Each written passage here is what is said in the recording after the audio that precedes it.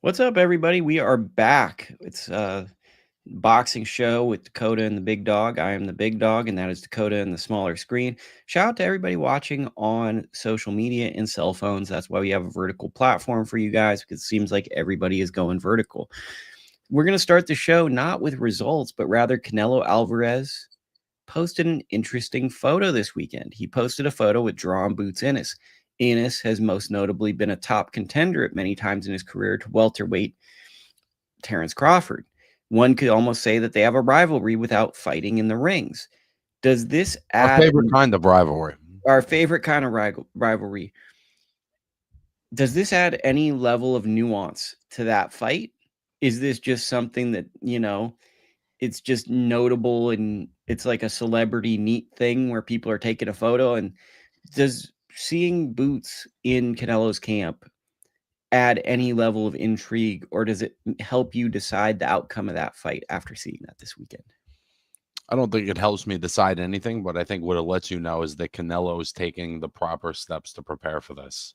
And fighting a guy like Boots, who's had success at welterweight, now moved up to junior middleweight, who probably has some really, who has elite level hand speed, and some attributes that Crawford's going to have that Canelo hasn't necessarily been in the ring with at these higher weights. There's a certain level of coordination and hand speed that I think that Crawford's going to bring that he just hasn't had to deal with. So I think it just indicates that he is preparing properly.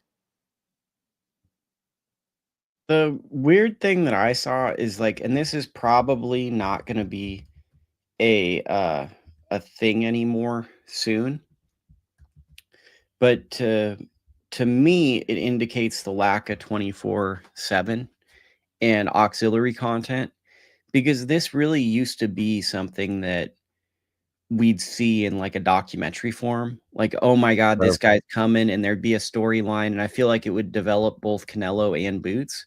Sure. Oh, this guy's fighting Floyd, so he's going to spar Zab Judah. He's going to spar, whatever the storyline is. Maybe it's my age, and maybe it's that I like stories. But to me, it just felt very, I don't care, for lack of a better word. My first reaction was like, okay, that makes sense. He's taking camp serious. But like, we don't know any details. We don't know if he's there just to, Is he there for the day? Is he there for the whole thing? Is he posted up for a bit? Are they working together? Right. And also, it's like, we don't know the details, right? So like you said, is he doing technical sparring? Is he going in there to give him hand speed looks? Is he doing first guy in the ring sparring? Because we know Boots is a bad boy, and anybody that's calling him the king of tune-ups, which people are now making fun of him, that's not a guy to make fun of, because he's a really world-class fighter. We just want to see him in the interesting fights that engage us because of his talent level. But I think it's notable because if we look at the schedule, that's the fight that's going to move the needle. That's the fight everyone's waiting for, is this fight between Canelo and Crawford, because it's what boxing's turning into, is two guys at a bar making an argument about what if the best welterweight fought the best super middleweight. That's what boxing's turning into. We're not seeing as much answers around who's the best welterweight, who's the best junior middleweight. We're now getting kind of like bar arguments of, hey, what happens if this little guy fought this big guy? That feels like where the sport's heading. Really good comments. Anything you want to add to this before I go to the comments? I think it's about right. We're seeing it with Jake Paul and Tank Davis. It's about fights of intrigue, not fights of athletic significance. But I do think that Canelo and Crawford has athletic significance. It's just that it's clearly two guys that are towards the end of their career that are taking a good fight, but aren't taking the most athletically significant fight that they could take at their best weights. That said, if Crawford does beat Canelo, like I think he will, it's a very significant win for him. I think that the risk is really for Canelo. If Canelo beats Crawford, he's going to get credit, but it's like he's kind of supposed to win because he's the bigger guy. I think. Right, though, because there is similarities between, Floyd and Marquez. There is similarities between, Errol Spence and Mikey Garcia. We've seen these types of fights play out where it is two great fighters, because the smaller guy's so great, you give him a chance in your head, but then when it plays out in the ring, it just doesn't quite work that way. Kind of worked out that way with Bivol and Canelo. So I think that that's very much a possibility in this kind of fight. And like you said, if Crawford were to flip that script, it would be very significant. Yeah, it'd be very significant. Our guy Jesus M in the chat, saludos. Oh, come on, big deal. Ennis makes fake Canelo look tiny. Did you guys watch DAZN's Friday and Saturday card? We're getting to that next. That's the next on our beat. Jesus M is like, skip it. Skip He's it. like, skip it, man. We don't want to talk about no Canelo sparring story. And that's why we like Jesus M. He's the hardcore, hardcore fan. I think you bringing up the lack of kind of inside access. It is the fact that the picture of them two in sparring is the headline. It is indicative of how sort of bare bones and stripped down the sport is right now in terms of the production and just in general. I mean, it's like I feel like, and this could be my age, this could be whatever. I used to love those great stories leading into fights. I used to love hearing, man, look at this. For this fight, Canelo's motivated by this, and he's training this certain way because of this. And here's Crawford, and it feels like this is a big money fight with zero access. And it feels like, I get that people are going to get excited when it gets closer, but that limited access HBO used to give me really got me excited, where it felt like a larger than life. You know, those 3 weeks, those 3 weekends, then each one had a story leading into the fight. I don't know, that when I first saw that, it was hard for me to not think about how the times have changed. Sure. And it's particularly because it's, you know, the two of, if not the two biggest names in boxing matching up. Tellez disappointed performance. Crawford sparring way bigger Lester Martinez. Okay, so we're gonna move over. We're gonna move over to Yankiel Rivera and his fight with Angelina Cordova. What were your thoughts, Dakota? That was a tough hang, bub, right?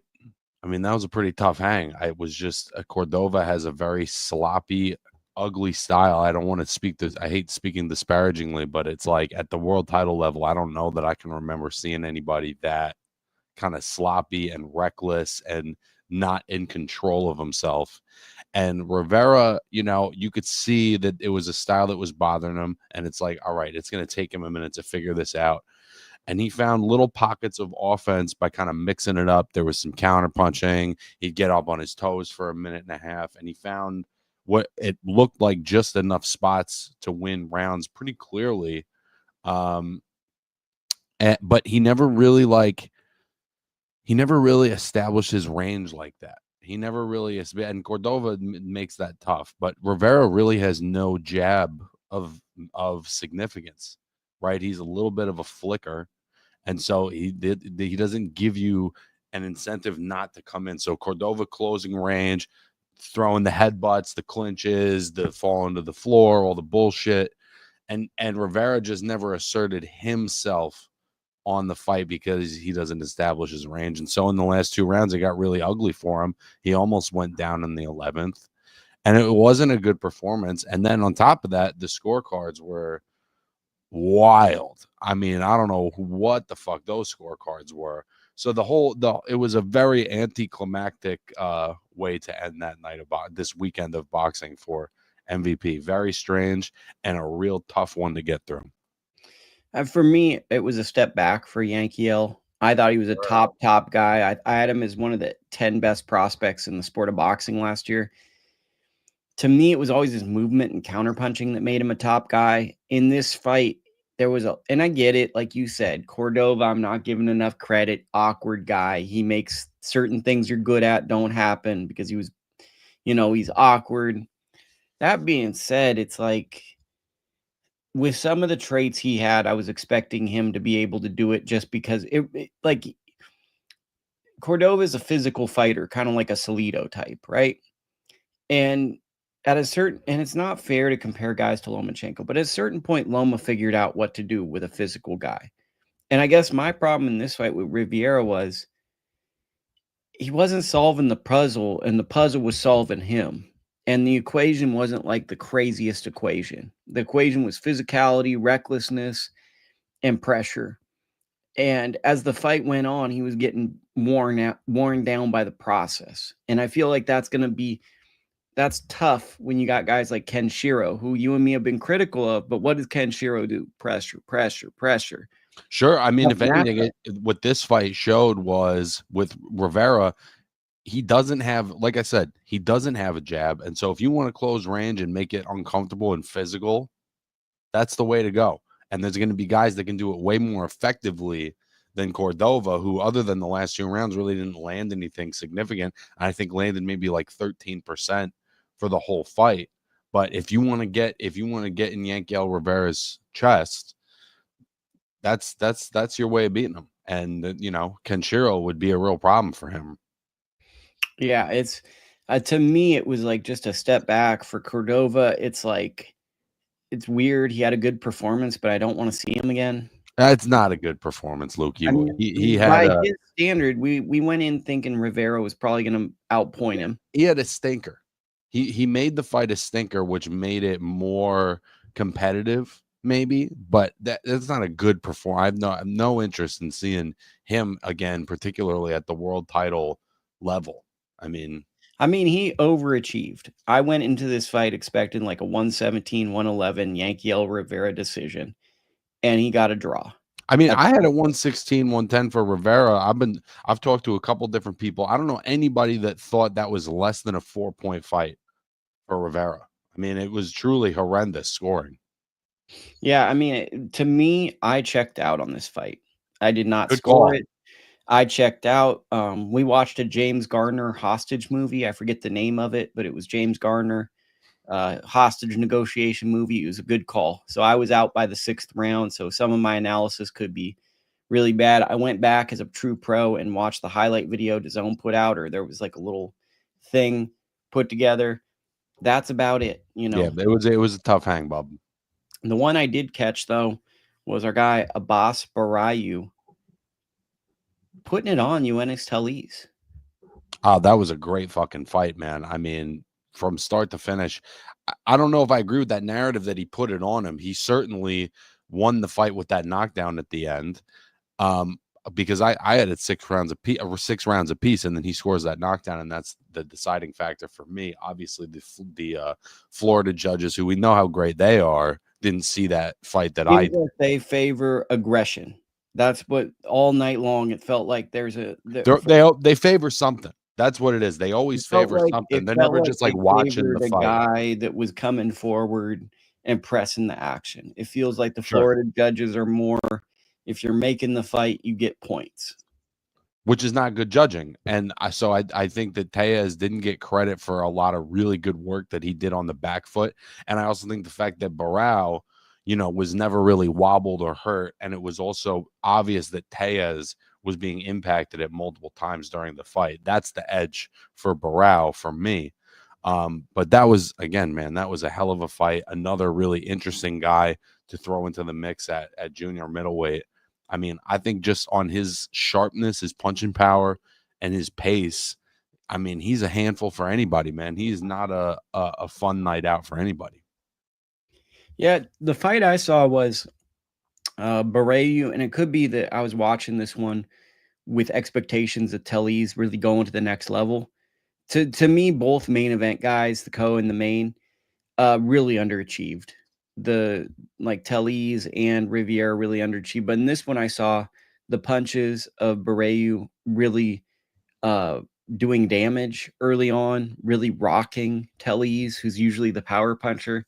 And I saw him gradually wear out, tire out, and beat down Tellez in those final rounds. As I saw it as, it reminds me, and this is the classic fight that I always point to for this, of Ruslan Provodnikov versus Mike Alvarado, where Alvarado might have been winning rounds at times, but Provodnikov was just winning the war all throughout and just kind of mentally and physically exhausting him. And to me, it felt like Abass was never out of control in this fight. It felt like he was controlling the fight from start to finish. He was dictating it.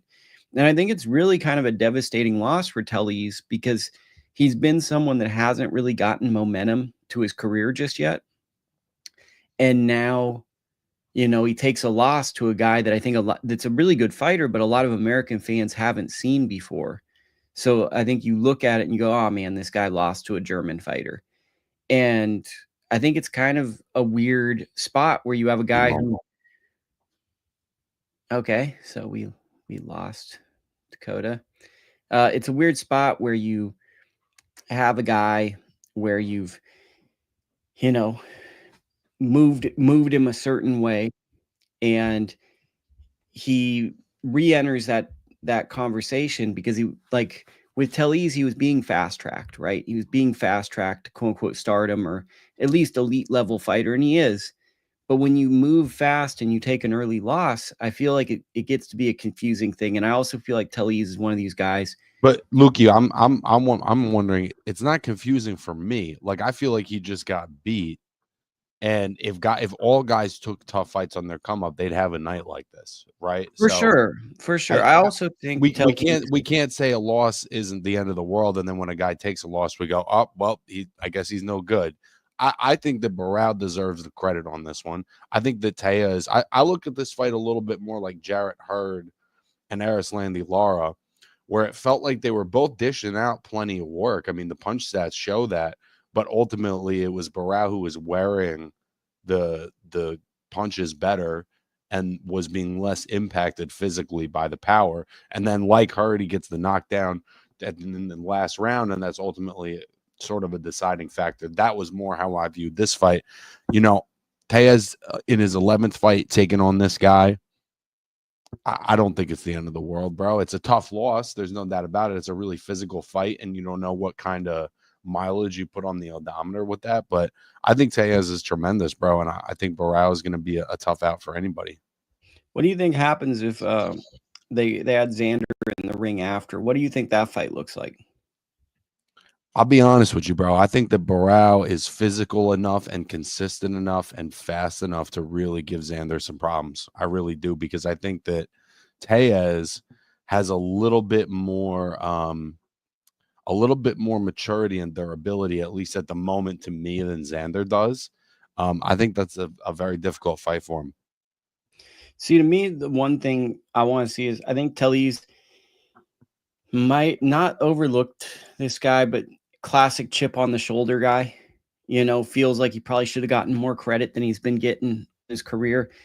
And I think that he might have done the classic, I'm coming in to prove a point, and that point got proved on him. You know, I think that he came in looking to be the big puncher, and pretty early on in this fight, you saw that Baraou was the puncher.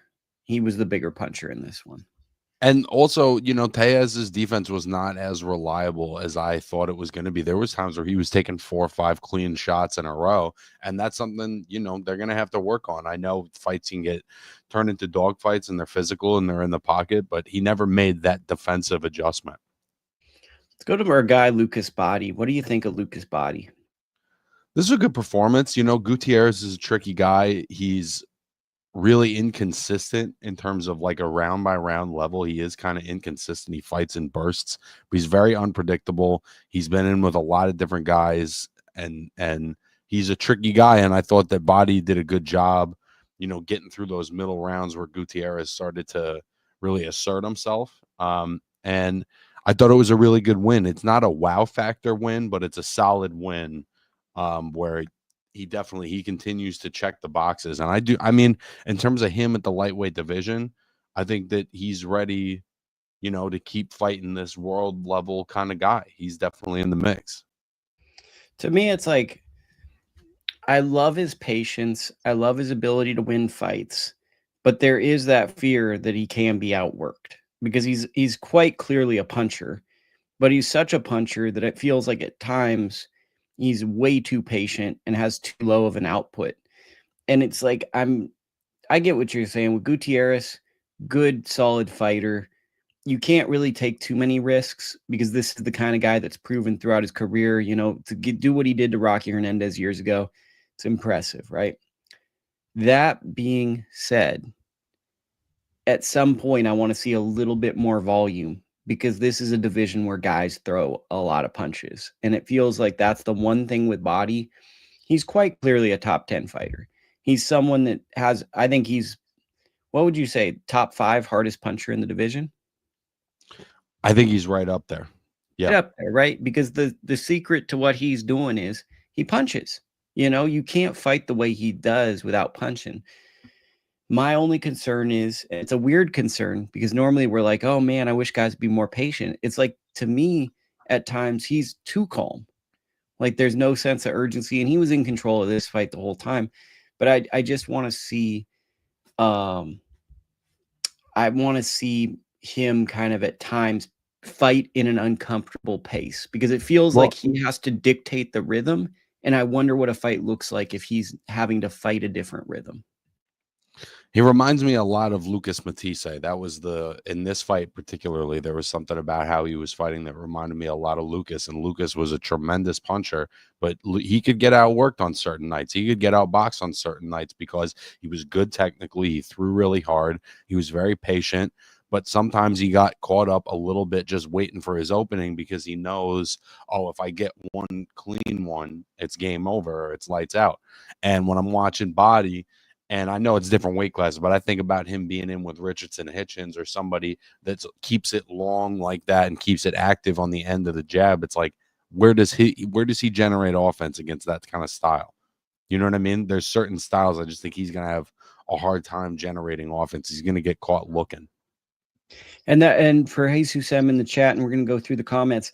He said, did you see Lucas versus Roger Gutierrez? That is the actual conversation we're going through right now, is our reaction to that fight, which is our analysis right now. My bones hurt, which I definitely relate to. Thank Lord I came across something normal. Thank you for that. We appreciate being called normal. When did Crawford last fight? I believe that would be last August against Israel Madrimov. Can you think of a fight after that, Dakota? Absolutely not. And Canelo has been staying active. I mean, his last fight is, what was his last fight? William Skull. So I've okay. Canelo is always pretty active. I think if there is an edge for Canelo, it is activity. And the fact that Crawford, again, fights every 13 to 18 months, I don't think he's going to do him any favors here. We love a Jesus M. Fake Canelo promoting Ennis. We love good fake Canelo. Mr. Dro, it's because ever since Turki Al-Sheikh got involved, they've been drawing larger audiences. So now the U.S. market is not worried about quality fights, but competing with Riyadh season through Netflix and Amazon. I mean, I don't think that quality fights are the word. I think that people are looking to make fights that move the needle more so. And maybe traditional boxing matchups don't get the viewership or get the interest currently. Right. For example, I'm just pulling this out of my ass. If you matched up Joseph Parker and Agit Kabayel, it's two of the best heavyweights in the world, right? And a lot of boxing people would be tuned in. Twice, if not 3 times as many people are going to watch Jake Paul versus Gervonta Davis. So, like you said, it's significant fights are important, but at the moment, the incentives in boxing are pushing fights that draw eyes, not fights that move the sport forward. That's the top priority. Yeah, it's like, well, how can we get this sport in front of as many people, make as much money, as opposed to what's the most interesting fights? I'm going to do my little undercard recap of notable things. I actually did some notes on this undercard. So we got Jamaine Ortiz. He was back in action. He had a weak noticed opponent. Looked solid, man. He called out some champions in the division. Jamaine Ortiz is a really top guy. It feels like after he fought Teofimo Lopez, kind of got labeled as a boring fighter because he took an approach to outbox Teofimo Lopez. Don't love that, but I mean, at the same time, it is what it is. I'll be interested to see what Dakota's thoughts are. I thought he did what he needed to do. He was on the undercard, on the prelims, had a solid performance, got the guy out of there, ready to fight. Hope to see him in a meaningful fight. Stephanie Hahn, all right performance. Honestly, if I'm being honest with you, I was expecting a little bit more given some of the fanfare for her. Jasmine Artiga on the undercard had about as good of a first title defense as you can, gets a stoppage, fights essentially in her hometown, and now she can go on to try to make some meaningful fights. And Jocelyn Camarillo, someone that I met in Las Vegas at the Top Rank gym, was on the undercard, and she kind of screams of having some star factor, star power, amateur pedigree. I'm not sure how many of those you caught because I was reading my notes, but of the undercard of Saturday's show, who stood out to you of the people we didn't talk about? Yeah, so I only saw the main card. I didn't get to see the prelims. Like you said, I think that Stephanie Hahn, you can obviously see like there's like a good boxing foundation there, but it just didn't quite deliver. Some of that, again, like Cordova, was an awkward kind of fly in head first opponent that what didn't have the best technique.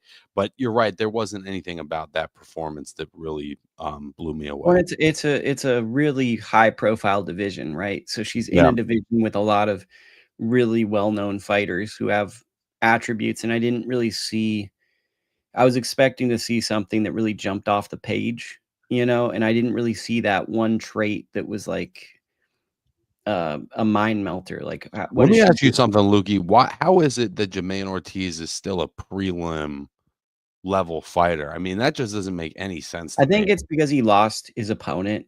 He was gonna fight Steve Claggett, late replacement. That has Right. to be it because, I mean, this is a main event level guy, So, I mean, I think that's all that was. Let's keep it going. More we're gonna go to John Paul Riviera against Daniel Bailey. What were your thoughts on this? It was a good performance from Rivera, but he's a little one speed, one note for me. Everything's kind of all fastballs. He's one of those guys, and there aren't really any setup shots.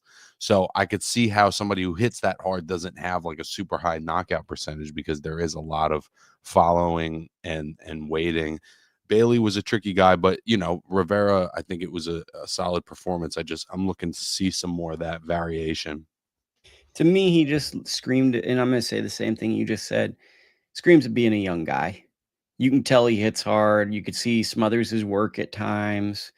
You could see he's used to when he lands punches, people's demeanors change, right? And, I think to get the he's gonna have to work on some things to get to that next level. He's got the attribute, which is power, but to get to the level he wants to get, he's gonna have to set some things up. He's gonna have to start thinking. He's gonna have to, and not that he can't do it. I think that part of the problem with assessing fighters at this level on these stages are pretty much the biggest opportunity he's ever had in his career. So, like, there is a level of I'd like to see him on these stages a few more times and let him get a little bit of Sure. familiarity to it.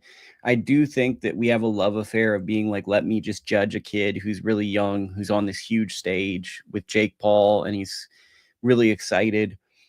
I do think we have a tendency to do that, but I mean, I see potential there, right? It's just like to me, this wasn't a performance where I looked at it and said, okay, he's ready to go to the next level. This feels like it's Yeah. a It's a good foundation, and yeah. there's a lot to be worked on, and there's a lot to work with, but there's a lot to be worked on.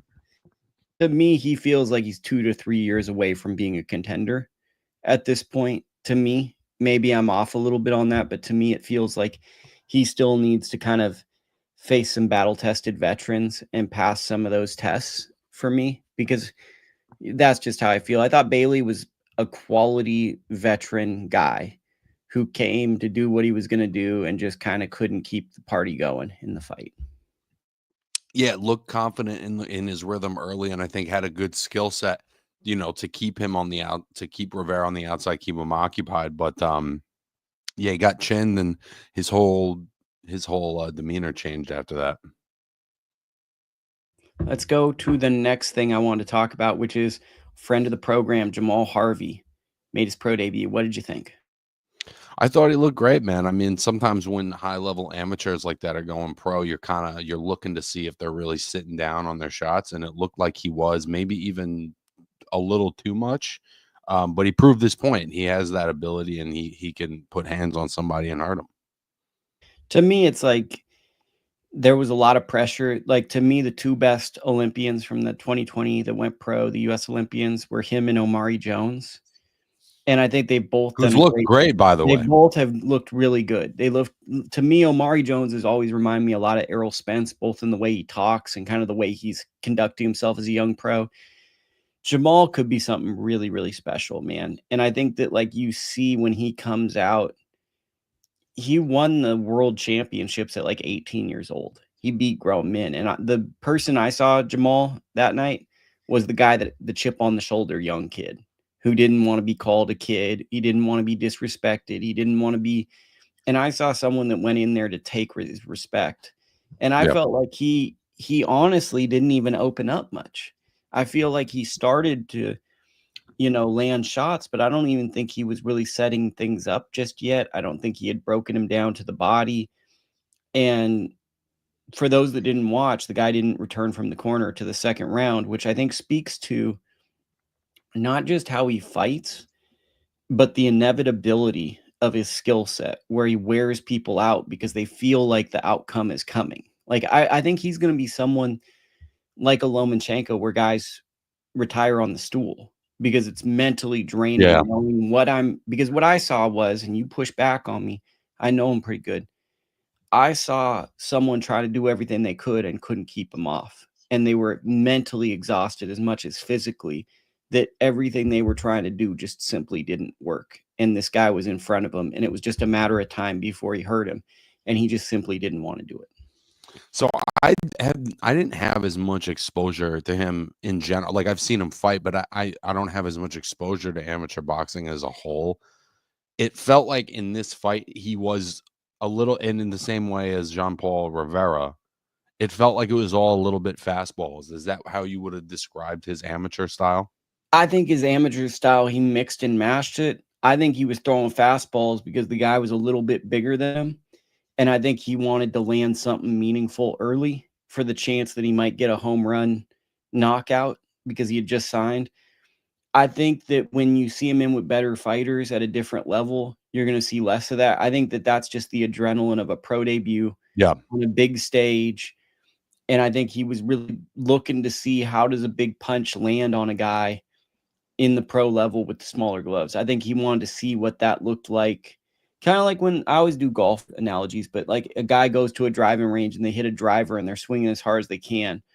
More than likely, if they're playing in the Tour Championship today, they're not going to be swinging out of their boots. They're going to be controlling it. But I think that on this level, right or wrong, he knew that he had a lot of advantages over this guy skill-wise, and I think he wanted to see what big, heavy shots did. Well, I think he did a good job of it. Now we're going to go to the next conversation piece. I'm not sure if you saw this, but I think this guy deserves credit to get a little segment. My guy, Alex Rios, upset Tayre Jones. I think is how you say his name, Tayre Jones. And it was an interesting one because Tayre Jones is an undefeated fighter. It's on the prelims on the YouTube portion. And Alex Rios just kind of bulldogged him. Pressure fighter, outworked him. Jones couldn't keep him off. And I think it's impressive when fighters come in. I think he had 2 losses. And he upset an undefeated fighter. They made a real fight, which I think is what's fun about these MVP most valuable prospect cards. They have a lot of real fights on these cards. When you watch them, it's kind of like gladiator school. And it's like the top rank cards from COVID. Yeah, or top rank undercards in general. You get those type of fights. But I thought this was an interesting one because Tayre Jones was someone I could do the research if I wanted to, but he had a good record, double-digit wins, undefeated.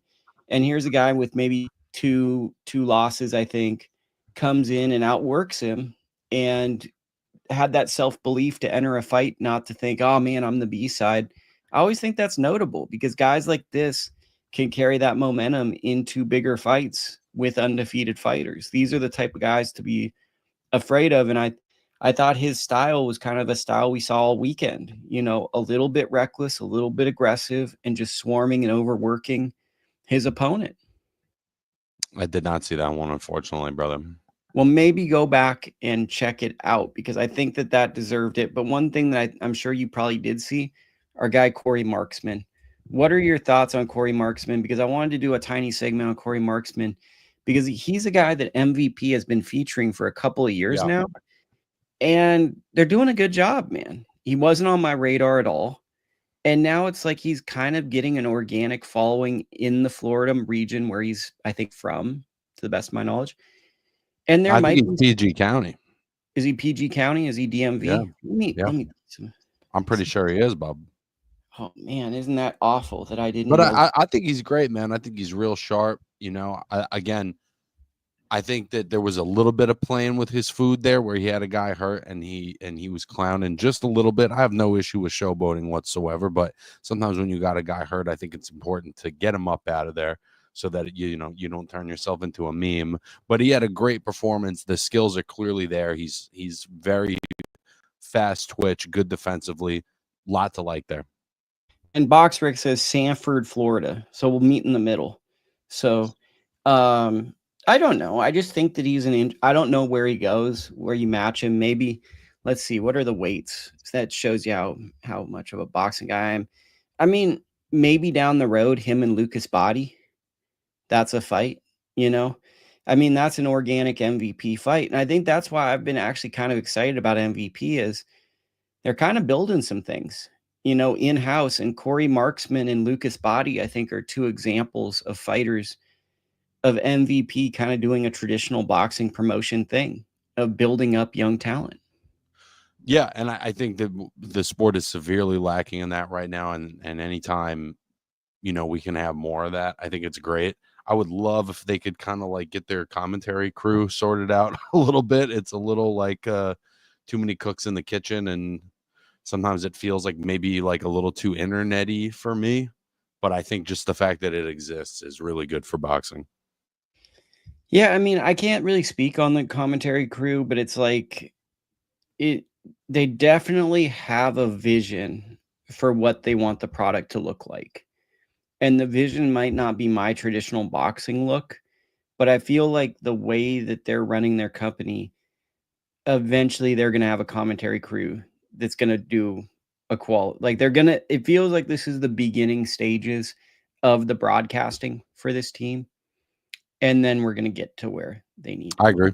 You know what I mean? Like, it feels like we're working, like, it's all love, right? It's all love. It just comes off a little doofy sometimes. Well, I think that the example of the one that was weird was the Tellez fight, where it was like, that was a little strange at times. Like, felt like, but what do I know? Anyways, let's go to the rest of the undercard on this one. We're just flying through this. Yoelvis Gomez had, in my opinion, kind of a stinker performance. It wasn't really great. Great. I mean, to me, really didn't look like the type of performance he wanted to reintroduce himself. Maybe you can make a fight with him and Tellez. That might be a fight. I gotta be honest with you, Luke. Yeah, I think Tellez would probably dominate that fight. It feels like Yoelvis is very one note, and I think that you saw at the beginning of the fight, right? He's like kind of boxing real nice. He's up on his toes, and there's a skill set in that tool bag, right? But it's not consistent enough, and it seems like he just shuts down or gasses out or something happens, and he doesn't sustain really much of anything. Yeah, it's very frustrating, right? Because it's like, to me, there were a few guys that took a step back this weekend, and he took a step back. He didn't, like, I hate to say it like this, but should I say it? Should I say it? Say whatever the fuck you want, bro. Didn't look like a main card fighter. He looked like an undercard fighter. I agree. He looked like a work in progress. He didn't look like a guy on the verge. Yeah, he looked like someone that's going to have to take some tester fights. Let's go to the other observations. Pedro Conceicao had a big knockout win on the undercards. Carlos De Leon, I circled in my notes, really, really solid outing, for a developmental fight. Basically had the performance I want developmental fighters to have. Sebastian Juarez, trained by Bob Santos, had a good performance. I'd say it was like good win, developmental, move on to the next fight. I'm not sure you caught any of those, but just for the friends and I only saw the main cards. Yeah, so for the friends and family searching the algorithm right now, they get a little shout out in the mix as well. And we love that. I'd watch as many prelim. You know me, I'm the prelim king, bro. But sometimes, we can only put in but so many hours. Yeah, let's get over to Skye Nicolson. What did you think of her win?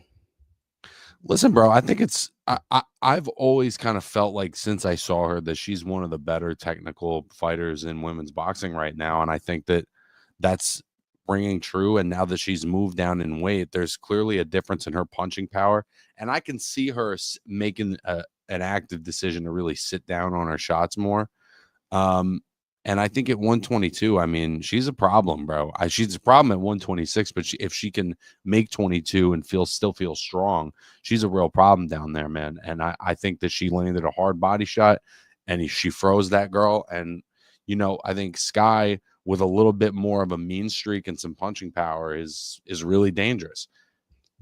I think the loss benefited her because I think she is meaner now. There's a meanness to her in There's the a little ring. more bite. Yeah, there's a little more bite. Yeah, there's a little bit like a chip on the shoulder, angry, that I think makes her a more dangerous fighter, because I feel like now she's maybe a little bit more versatile and a little bit more like coming into the ring with something to prove. I think she went from like the girl next door, isn't this cute that she fights, to now like being someone that's entering fights angry, looking to prove where she stands in the sport. Yep. And I think that can possibly get her the accomplishments that she wants. I think she has to decide what weight she's going to be at. Is she a 22 or a 26? Because 26, there's the Tiara Brown fight. There's Caroline Veree. Those are good fighters at that division. 22, we got Ella Scottney. And you got to make a decision where you're at, because, I think those fighters are too good. But I gotta be honest, though. I gotta be honest too, Lukey. I think Amanda's sort of set a trend where if you want to be a switch hitter like that and fluctuate between weights and take the fight that's most advantageous to you, you can kind of do that in women's boxing now. I agree, but I think that if Ella Scottney's on your radar, I think she's the best out. You can't be jumping up and down because she's just too good. I agree. So that's really what I'm getting at. Is But I think if Amanda Serrano offers her a fight to fight at featherweight, what is she not going to take it? She got to take it. No, that's a fight. You take that fight. But I'm saying, if you're going to be serious about fighting Scottney, which I don't know if that's a fight in the near time until Ella gets bigger name, you can't be going up and down, because that's a generational type fight. And I think Skye is a lot better than people think she is. She's very talented, and I think she gets written off as kind of like, cute girl who's gotten a lot of opportunities, but she is an Olympian. She's very good at controlling distance, and she has been put in a lot of high profile situations where if she wasn't what she was, she'd fail. I couldn't agree more, man. I've always kind of compared her to Shakur. I've always been impressed with, how tough it is to kind of shake her out of her rhythm. I think she's a problem. And I think that, again, not us specifically, but the boxing world, we can't talk out of both sides of our mouth and say, hey, these guys, they're undefeated, they're all protected, losses, and then at the end of the world, take the hard fights. And then the minute they take one, we go, well, guess they weren't what we thought. We can't have it both ways. And now it's time for Lukey's British Boxing Moment, sponsored by no one, since no one's sponsoring this segment. So if you want, you could sponsor Lukey's British Boxing segment. I think it's a very good segment. Sponsored by Sweet Caroline, their favorite. Yeah. And this week we're going to be talking about the undefeated Demolition Man.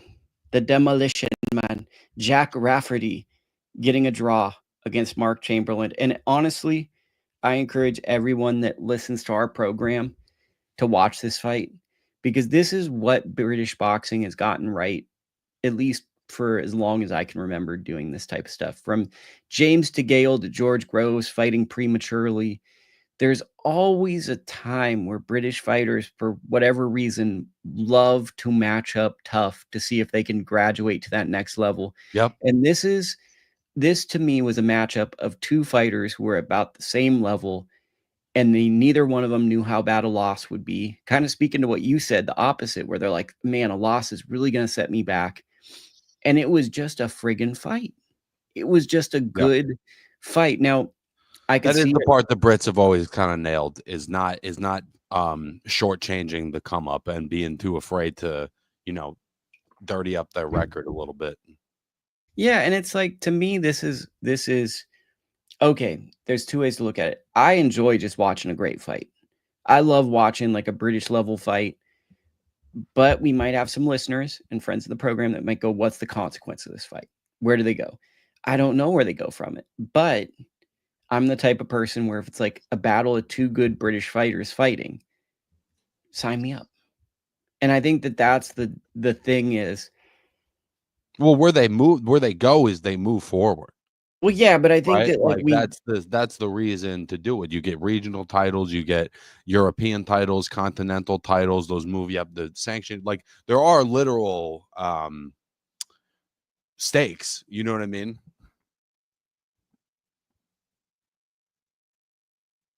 I lost the browser window for a second, but Happens, bub. We're not perfect. to me, I thought it was really fun, and I think that when you get fights like this, let's see it again. Let's get the rematch. But I love this. I love it when you got two guys, you don't know how good they are, they're willing to fight, and it's quality, you know. So I wanted to talk about that because that's Lukey's British Boxing Minute. Be sure to tell me in the chat more stuff about that. Now let's go to our next segment, which is Murray Gassiev, who knocked out friend of the program, stopped him. Doctor stopped the fight. Jeremiah Milton. Where did Gassiev at heavyweight go? It feels like he hasn't fought for about I've 6 never seen him years. at heavyweight. I know he's been at heavyweight, and I know he's had some fights of merit, but I don't think I've seen him since the Usyk fight. And it seems like, he'll have a fight against a guy that's in the top 15, and it's not streamed anywhere. So he's been a tough chap to follow. Yeah, I mean, I assume the result I saw someone share a video on X, social media platform X, of him winning and it looked like a stoppage. I'm assuming that's truthful, but in the days of AI, who knows anymore, right? Because I can't find verified results on this. But like Gassiev's a weird case where 2018, 2019, fringe star of the sport, you know.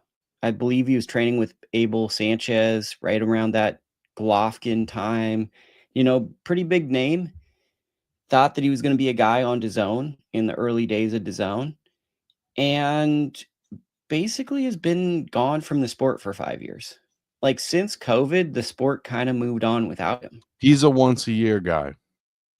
But I mean, he's not just a once a year guy. He's a once a year guy that's very difficult to see on US television. Yeah, and I'm just looking at his box record, lost a split decision to Otto Wallin about 2 years ago. Has fought one time since then, not including the Milton fight, right? But it's just like Wallin's career has kind of gone down the drain in the last, not gone down the drain, but he's had some very bad losses in the last couple of years. And so that loss hasn't aged well, right? And then he just doesn't fight. So if you're matchmaker Dakota, put your matchmaker hat on. What's the fight for him? You got to win, heavyweight's a division where there's always fights to be made. Do you make him and Andy Ruiz Jr. down the road? I think you make him and Hrgovic, because I think it's two guys that are talented, that have been up at a certain level, that like winner moves on. If one guy can beat the other, that's of significance. That's a fight. Okay, so we did enough on that one. Our guy, Albert Bell, second fight at lightweight. He's taking on Keith Thunner.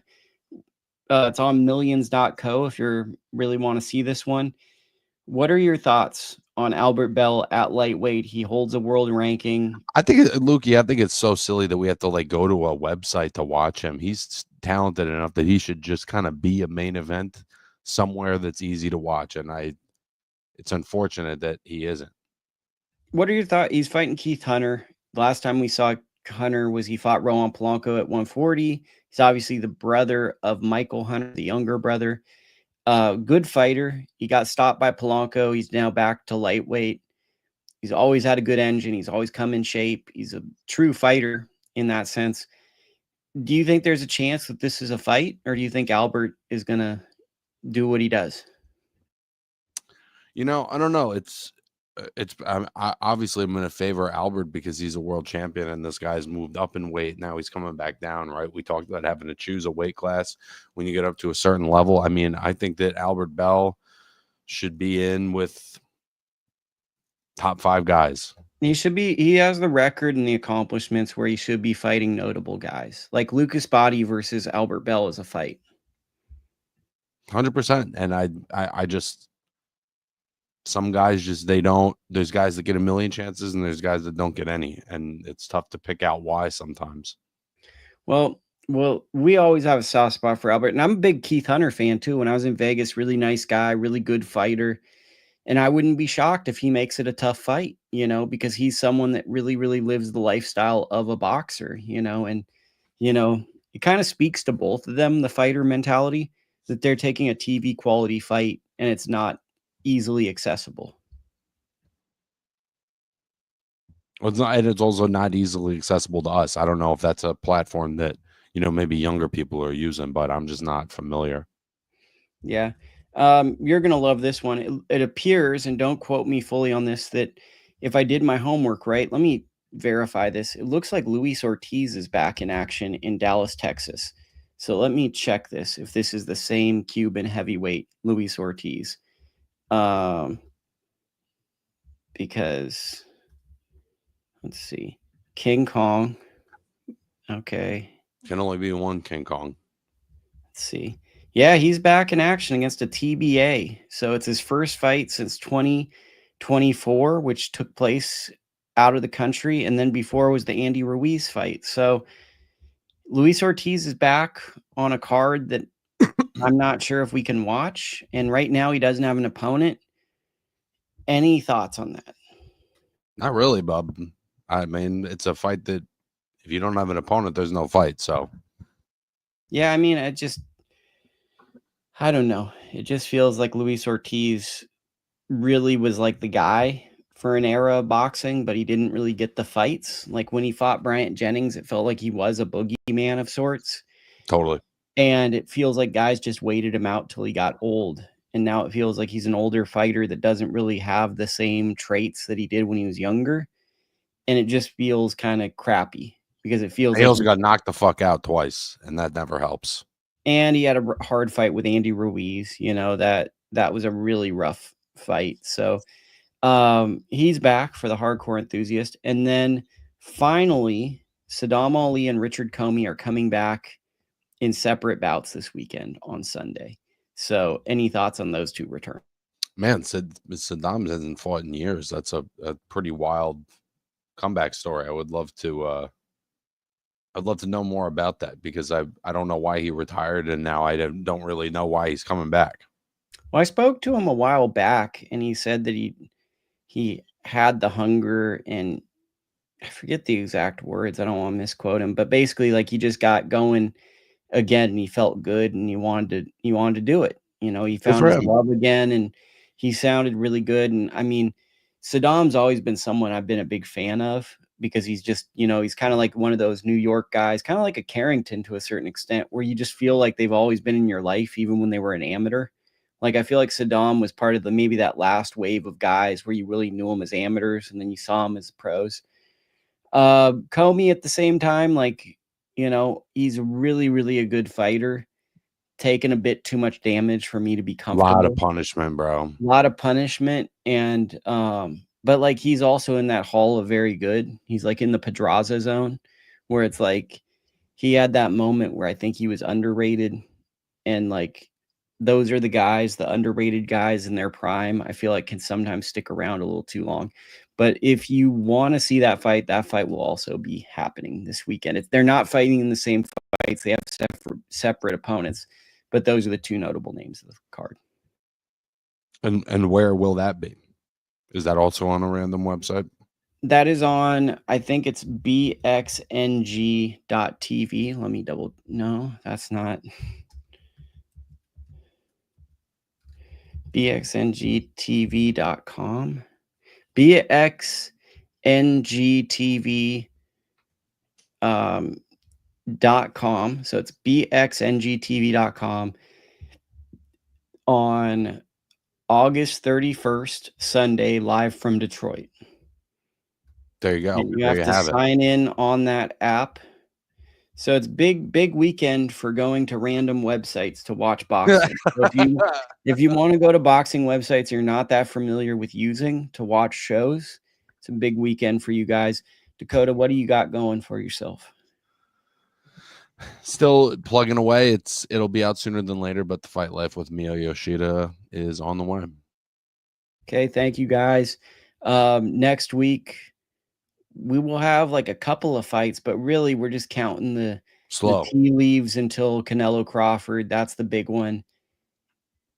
And that's about it, really. You know, next week we got a good one with Ulysses Iglesias and Vladimir Shishkin. That's in store, but really it's, you know, like we keep saying this, man, it feels like boxing's changing and we're waiting for that change to come. Change is coming. Okay. See you next week, Dakota.